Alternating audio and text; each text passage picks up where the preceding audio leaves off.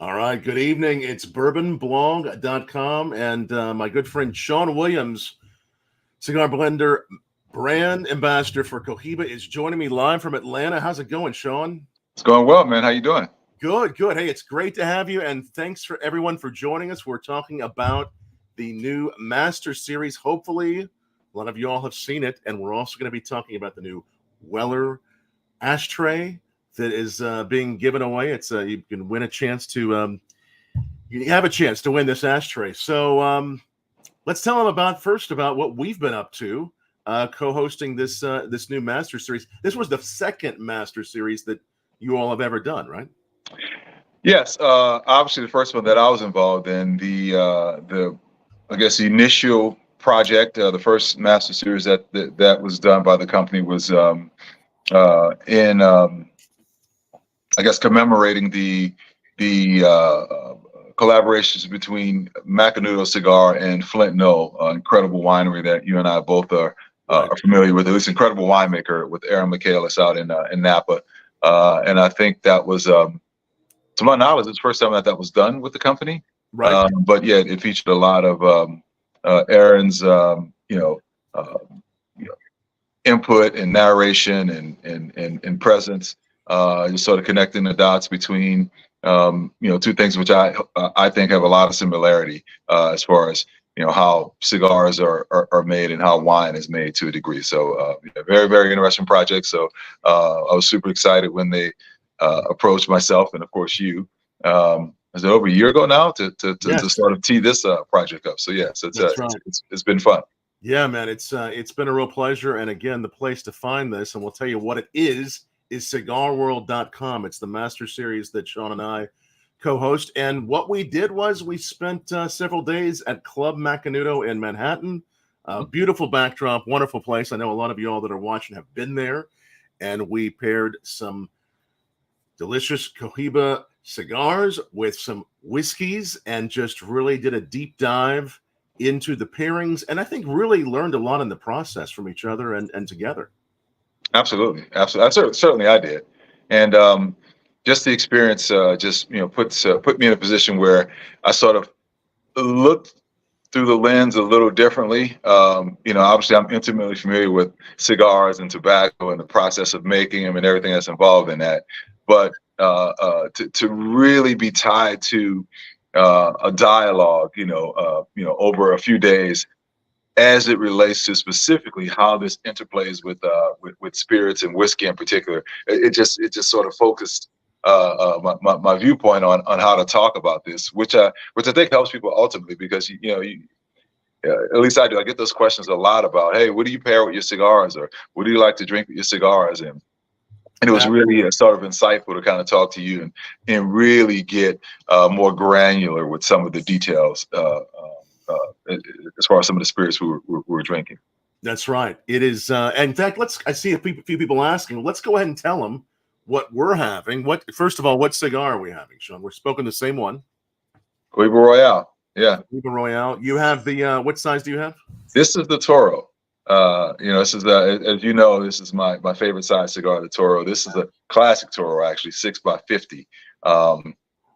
So very stout cigar. Really decidedly, Nicaraguan, even Central American expression. The wrapper is Jalapa, Nicaragua.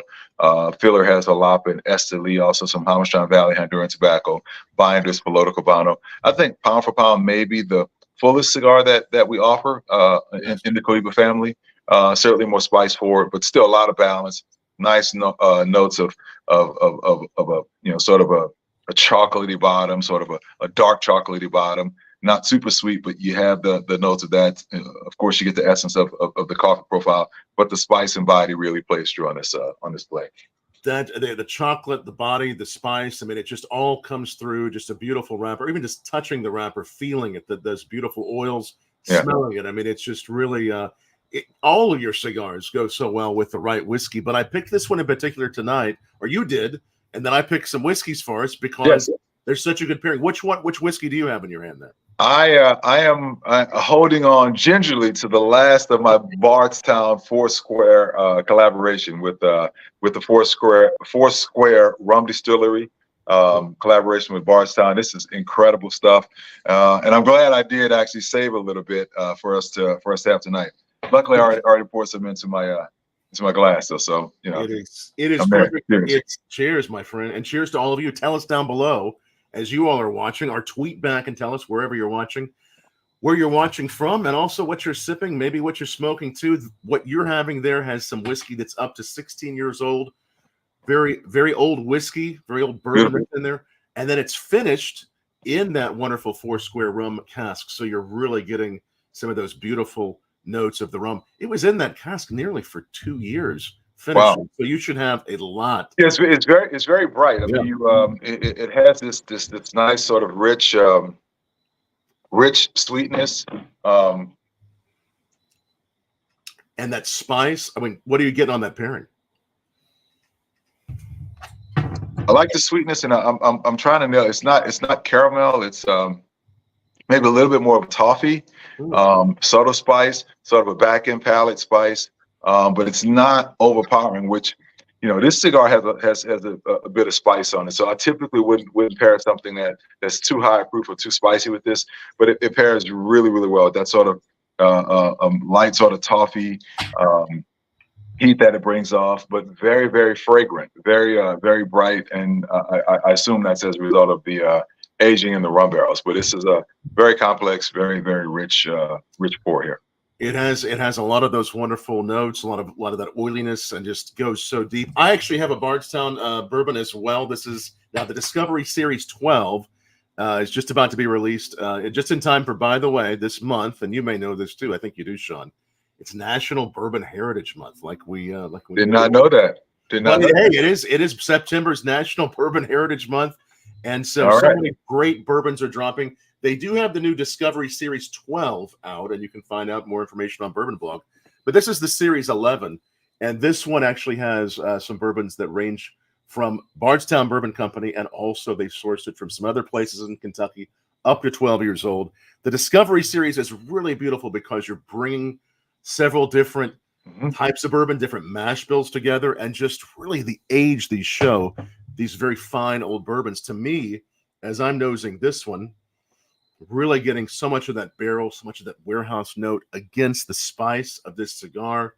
It's really coming together so beautifully. A lot of notes are popping. Those chocolate notes are popping, but I'm also going into some almost like candy notes that are coming together because of the candied element of this bourbon. Yeah, that's again, that's what I get here, and I think it's kind of, like I said, more of a toffee, but very light, but it's just very flavorful.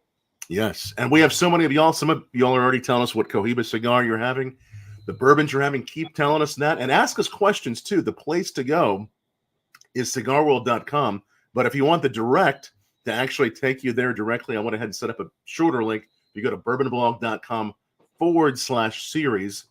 That's going to take you to the whole master class, or the whole master series. It's a master class in bourbon and whiskey. Some bourbon basics, but as you go along and you watch all the episodes, you're even going to see us. Well, you're going to see me making some cocktails. You're going to see Sean talking about the making of cigars, the similarity of the crafts we both have. And really, I have to say, I loved doing it with you, co-hosting with you, and the team that filmed this, Kirk and the gang. We should give them a shout out too. Oh yeah. Our Moose crew out of St. Louis. Yes. Representing for the Lou. Spending some time with us in New York. I mean, Kurt and Dan and the guys and Anna. They did an amazing job. Making us look semi-professional in that thing. That's right. not an easy task, So that's right. Absolutely, very proud of the work that they did. Me as well, and really, I think one of the first that you'll see when it comes to pairing bourbons, whiskeys, and cigars. First of its kind of series like this. We had a lot of other great brands we showcased. I have a couple in front of me. I have some of the Bacta. We did some of the Armageddon. Yes. Actually, the guy Raj Bacta. Yeah, this is such a wonderful, and Raj loves the cigars and the Cohiba cigars as well. the Armagnac cask finish bourbon whiskey from 2014, the Armagnacs, of course. And if you've tried any of these, tell us down below. But I'll tell you, one of the highlights, of course, it's always a highlight to have a pour of Weller 12. Yeah. We paired that with, and again, we're getting it to the ashtray. I know some of you already asking how you can win this ashtray, which I have it in front. Here it is. I'm going to show you this ashtray. This is the coolest ashtray ever. It is Cohiba and Weller both. I can tell you guys this. Tom's giving us a yeoman's effort, but his Dana White impression is not doing that ashtray. No, I got to work on this. I have to really work on this to show the whole you got to get back and give us some vantage points, man. You know, I'll give this to you. This is big. I mean, it is. I saw this. You know, I mean, this is big. This is a large. You could have a whole group of people enjoying a cigar and having it. Just this is large. Yes, it's a substantial piece, but very well executed. I mean, obviously, we were 3 years into the partnership with Weller before we decided to release any accessory of any kind. So it had to be something that was collectible, something that was a substantive, and really sort of spoke to the nature of this partnership that we have with them. So we're really, really excited and proud of that, actually. And this is fairly limited edition, right? This is you're not seeing too many of these. Well, I won't say there's not, to my knowledge, I don't know like the finite number that we're making of those, but we're already in the process of making the next release of accessories. So it's limited in that regard. It's not something that's evergreen that we're going to continue to make, right? So as we release new expressions in a partnership with Weller, the accessories are going to coincide with whatever that next release is. And you may see, of course, I have one of the ones from last year, the Weller by Cohiba cigar last year. Last year's had the binder was finished in the 12-year-old? Yeah, Connecticut broadleaf binder was aged in the Weller 12-year barrel. And that was the case for the previous release as well. Yeah. Are we able to tell them anything about the next one? Yeah. So we are going to be a little bit behind in getting the release this year, but it's going to be released later this year, sometime into the fall now. So yeah, a little bit more time left before it finally drops. But this year, still using the Connecticut broadleaf binder, just because that binder is so hardy, so viscous, it really, really picks up a lot of essence of the spirit. As you know, it's not flavored. They just the leaves just age in the barrel. But for this expression, it's actually Weller foolproof. So super excited about that. The first time we've changed the spirit that's involved in the project, and also the look and feel of it. You know, for the last few years, it's been Weller 12 years, so it's been the black and gold. So really excited to see how the cigar lovers out there respond to the packaging alone, just that beautiful blue of the foolproof with the red dot and the gold and so forth. So yeah, the packaging looks really, really good. So excited about that. And the cigar is one that you're not going to want to miss. Has a Sumatra wrapper, a good bit of Nicaraguan under the hood. It's a really, really good cigar. And in full disclosure, I have not obviously tasted the absolute finished product yet because again, the binder is still resting in the foolproof barrel, but it's still there right now. Yeah, man. As we speak. Yeah. If you were lucky enough, and you may, I mean, I know they're sold out. If you were perhaps in a cigar lounge or shop that has this, any of the previous releases. Yeah, I mean, I don't see any of them around really. So they're really beautiful, and they're just they go so well with Weller 12, and that's what we did in one of the episodes on the Master Series. We paired the Weller 12 with the cigar, and it was just it was just divine. I mean, the pairing itself is just divine. I'm gonna share the screen of all the episodes. Can you see that, Sean? I can. So we have everything from getting into whiskey, some of the classics. We made some classic cocktails and paired them. We also made some new cocktails, and as you go down the list, all the episodes have been released and will be there for you to see permanently. One of the last episodes is, you'll see there, the Weller by. Did we have 10 episodes? Is it 10? 13 actually, and then we have price Oh, wars. We talked about the price wars and what some value bourbons are that go extremely well with cigars, and maybe what's worth hunting down, and what you may just be happy with. I have to catch up. I guess I haven't seen the last I don't know, the last few. So yeah. Yes, they're all there, and thanks for letting us know more about that new Cohiba. And you said it's going to be called the Foolproof. We're using the Weller Foolproof to age the binder with. So it's going to be matched up against that expression, the Weller Foolproof. Any for those of us that enjoyed the previous releases, any flavors that you're really getting out of this one that you didn't get out of the other one? Again,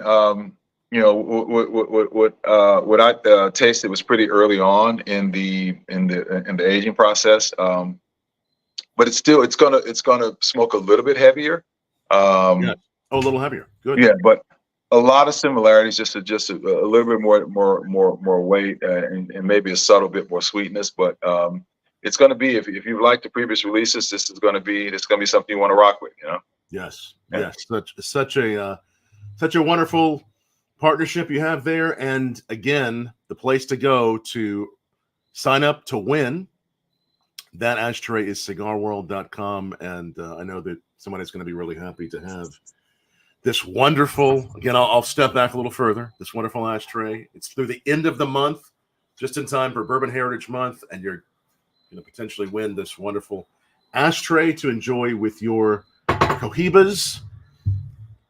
It'll be fun. It'll be fun to see who wins it and how much they like it. I really like how this is evolving. That's the other thing, too, we talked about in the series, the Master Series, is, whiskey can evolve. It opens up. Perhaps if you have ice on it, or on the rocks. Sure. For sure. It's opening, but as the cigar evolves, how the pairing tastes, it does evolve too. And I don't know the weather there. Tonight is a pretty, I'm not going to say cool, but certainly temperate. We're into September now, and I mean, it's probably in the high 70s now. Not a lot of humidity, and that affects everything about the experience. I mean, the cigar is smoking cooler, the bourbon drink's a little bit cooler.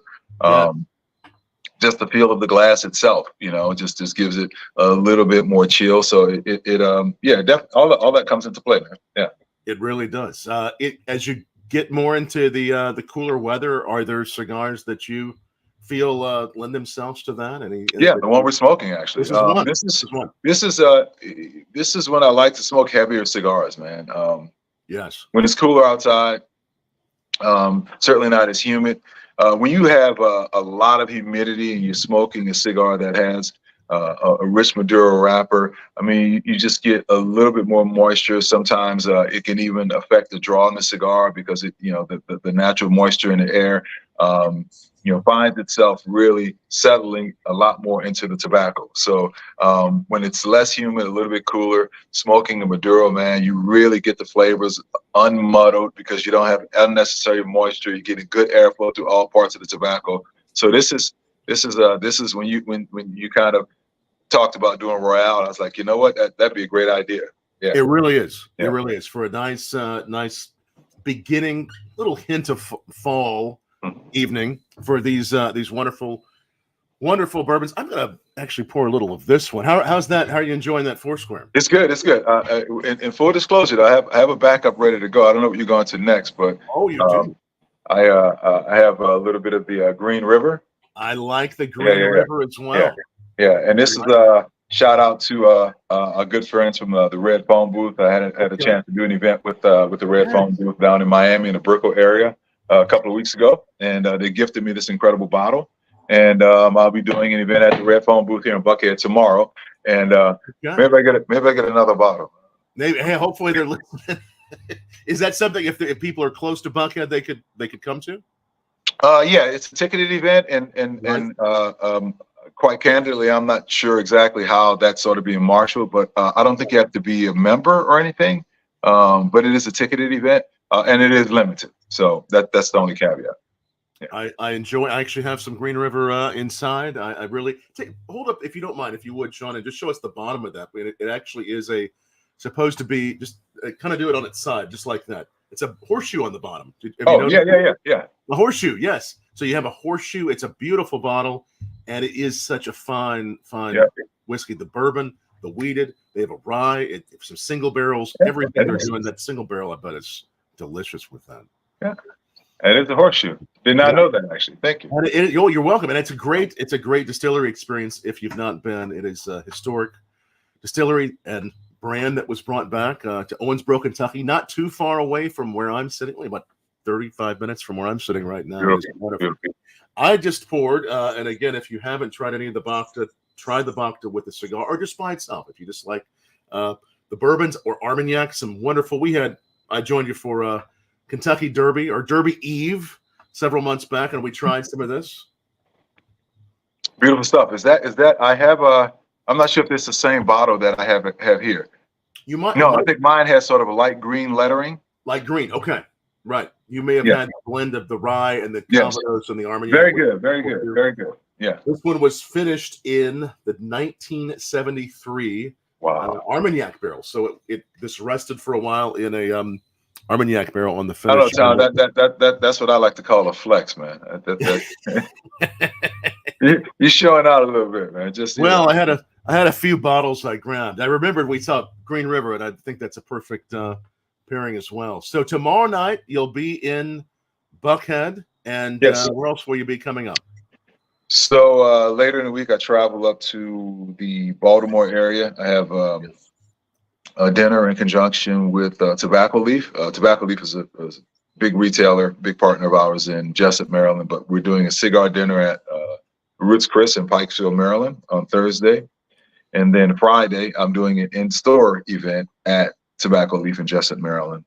And then on Saturday, I fly up to Boston, doing the Cohiba Cup with Myopia Polo Club north of Boston on Sunday. So it's the oldest continuously operating polo club in America. So we're really honored to be in this Cohiba Cup predates my time here. So I've done it every year. Obviously, COVID messed up a few years that we could do it, but it's been something that's been going on forever. And every second weekend in September, we have the Cohiba Cup. So I'll be up in the Boston area, but Baltimore first, and and then make my way home, and then after that I'll be up in the Philly area, and I don't even remember where I'm going after that. So. I like it. The Cohiba Cup.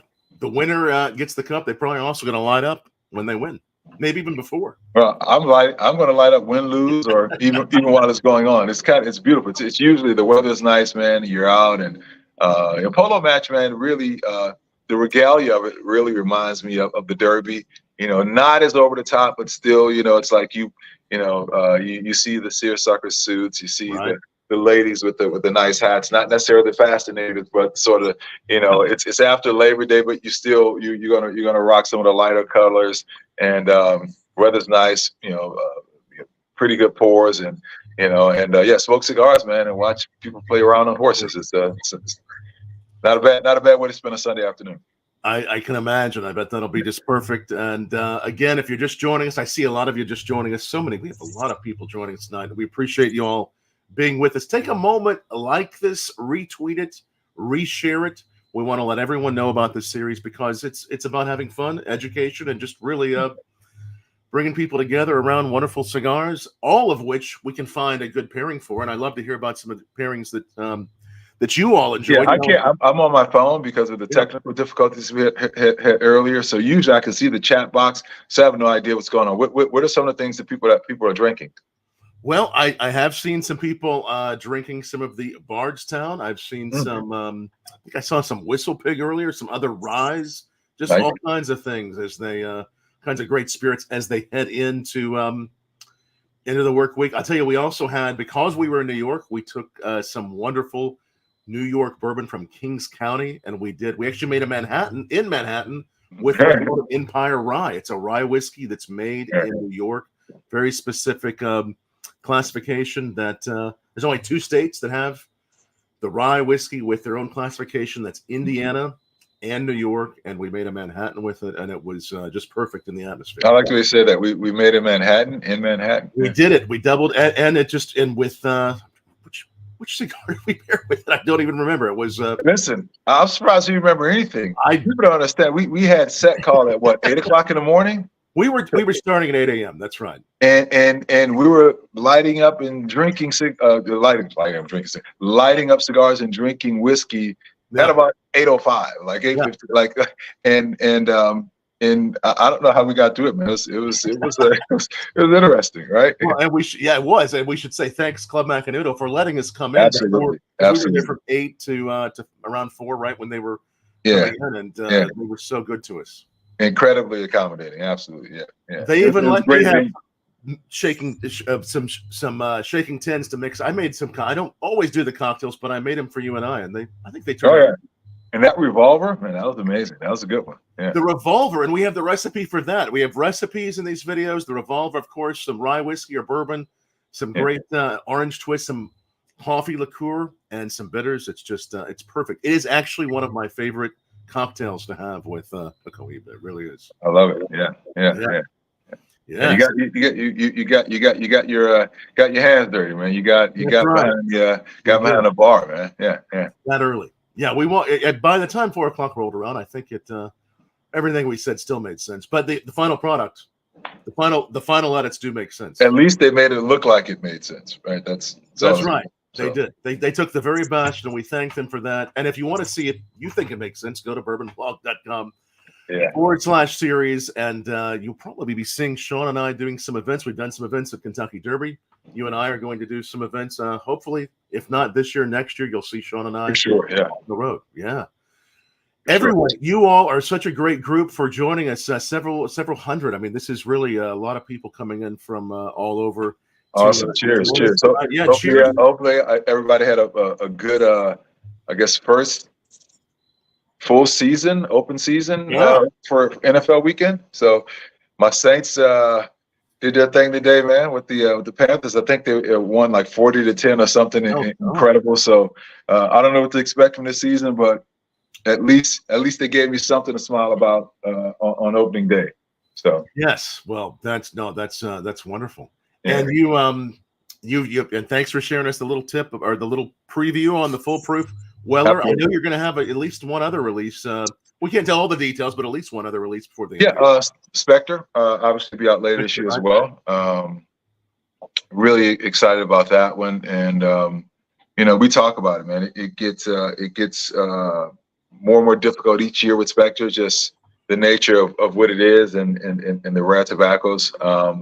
So excited about it, and it's going to be sort of a crowded, I guess, winter sort of for us with a Weller coming out later than we anticipated, kind of butted up against Spectre, but it's going to be a lot of activity, a lot of